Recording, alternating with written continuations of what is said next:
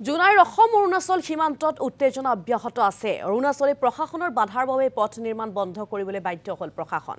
ইয়াকে লৈ তীব্ৰ প্ৰতিক্ৰিয়া স্থানীয় দল সংগঠনৰ।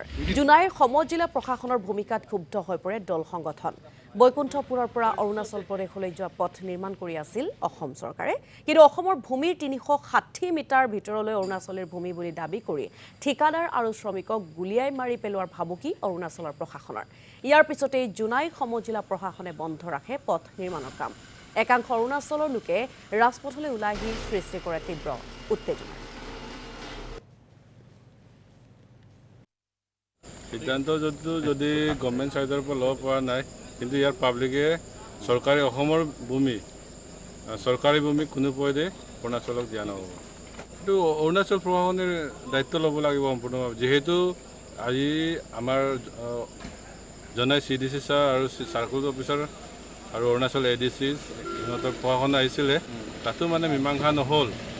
চ' ইয়াত যিকোনো ইনচিডেণ্ট হয় অৰুণাচল গভৰ্ণমেণ্টৰ দায়িত্ব, অৰুণাচল প্ৰশাসনৰ দায়িত্ব, সম্পূৰ্ণ দায়িত্ব। আগতো কৈছোঁ যে 1972 যিহেতু ইয়াত BOP কেম্প বহোৱা আছে, যেতিয়া অৰুণাচলে অসমৰ পৰা বাস হৈছিলে, তেতিয়াৰ পৰাই এই আমি দেখা মতে এই আজি যিটো আছে তালৈ আছে। তাতো ইয়াত কোনো মানুহ আমি ইয়াত বসবাস কৰা দেখা নাই আৰু ইয়াত খেতি বাতি কৰা দেখা নাই।